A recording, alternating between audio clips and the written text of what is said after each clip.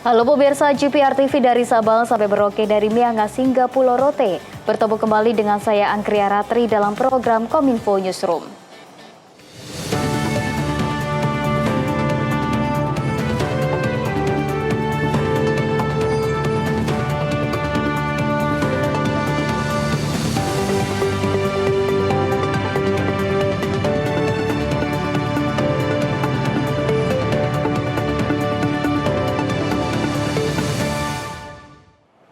Kita ke informasi yang pertama pemirsa, Presiden Joko Widodo meresmikan Plaza Seremoni Sumbu Kebangsaan di Ibu Kota Nusantara, Kalimantan Timur. Sumbu Kebangsaan ini dilengkapi dengan berbagai fasilitas untuk pejalan kaki, pesepeda, amphitheater, galeri UMKM hingga forest trail.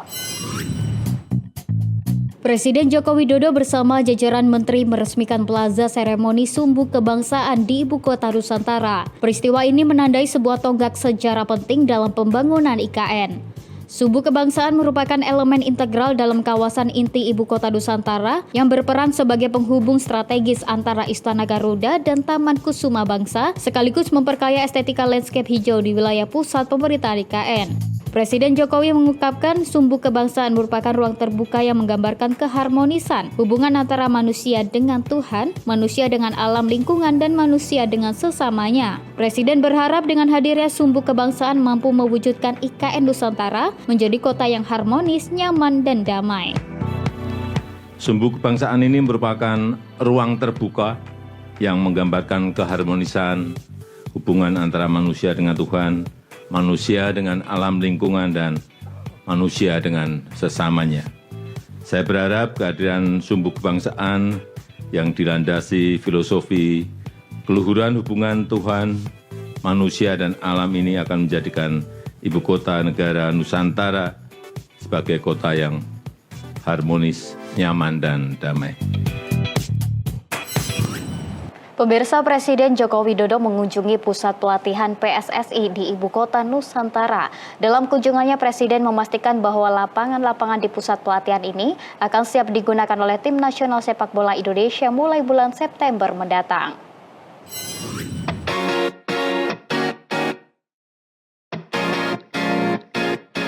Presiden Joko Widodo meninjau pembangunan pusat pelatihan PSSI di Ibu Kota Nusantara.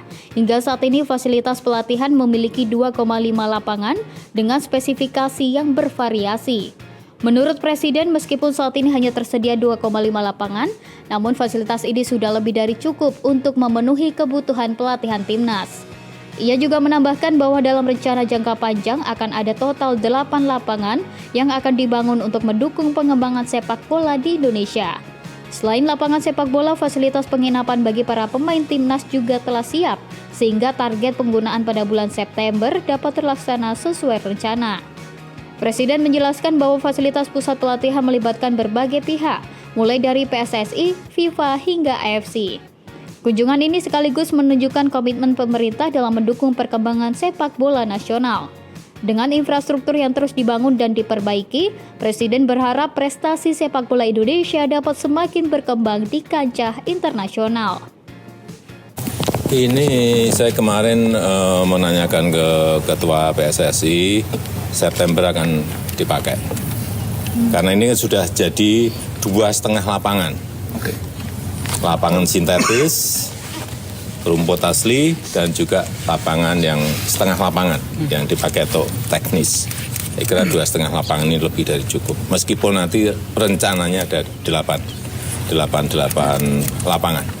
Ini ada yang dari PSSI, dari FIFA, dari AFC. Jadi banyak sumbangan. Bagus. Artinya pemirsa, sebanyak 12 tower hunian aparatur sipil negara di Ibu Kota Nusantara, Kalimantan Timur dipastikan siap dihuni.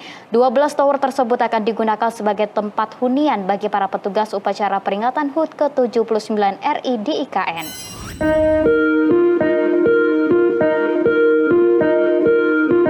Dari total 47 tower hunian aparatur sipil negara di Ibu Kota Nusantara, sebanyak 12 tower diantaranya digunakan sebagai tempat menginap petugas upacara peringatan HUT ke-79 RI di Ibu Kota Nusantara. Tower tersebut akan digunakan para paskibraka, TNI, Polri, serta petugas terkait lainnya. Hal tersebut disampaikan juru bicara Kementerian PUPR Endra Atmawijaya di Ibu Kota Nusantara. Satu tower hunian ASN ini memiliki tinggi 12 lantai yang berisi 60 kamar. Lantai 1 dan 2 dimanfaatkan sebagai fasilitas umum dan pusat kebugaran, sedangkan 10 lantai sisanya untuk hunian. Setiap unitnya disiapkan 3 kamar tidur, 2 kamar mandi, dapur, dan perlengkapan rumah lainnya. Meskipun saat ini total sudah ada 47 tower hunian ASN, namun khusus tanggal 17 Agustus hanya 12 tower yang bisa digunakan untuk mengakomodir petugas upacara. Selain hunian ASN, lokasi lainnya yang disiapkan untuk mengakomodasi petugas upacara adalah kantor Kementerian Koordinator 1 yang juga berada di kawasan inti pusat pemerintahan. Satu tower itu isinya 60 unit.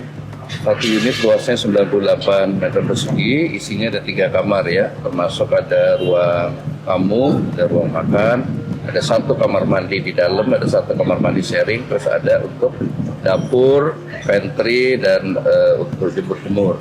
Nah ini dipakai untuk 17-an panitia, pendukung, pelaksana dari upacara.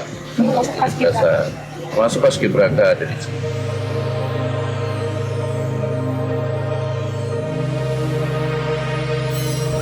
Pemirsa, Kepala BNPB Letjen TNI Suharyanto bertolak ke Ibu Kota Nusantara untuk memastikan upaya redistribusi curah hujan menggunakan metode teknologi modifikasi cuaca berjalan sesuai harapan.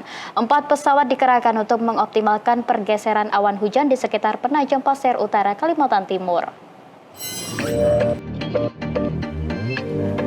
Kepala BNPB Letjen TNI Suharyanto bertolak ke Ibu Kota Nusantara untuk memastikan upaya redistribusi curah hujan menggunakan metode teknologi modifikasi cuaca berjalan sesuai harapan. Operasi TMC dilakukan bersama Kementerian PUPR, Kementerian Perhubungan, TNI AU, BMKG, dan Otorita IKN. 4 pesawat dikerahkan untuk mengoptimalkan penggeseran awan hujan di sekitar Penajam Pasir Utara, Kalimantan Timur. Pengendalian hujan melalui operasi teknologi modifikasi cuaca ini dilaksanakan pada 15 Juli sampai 31 Juli 2024. Kepala BNPB mengatakan setelah dilakukan operasi TMC, dalam 2 minggu terakhir hujan di wilayah IKN dapat dikendalikan.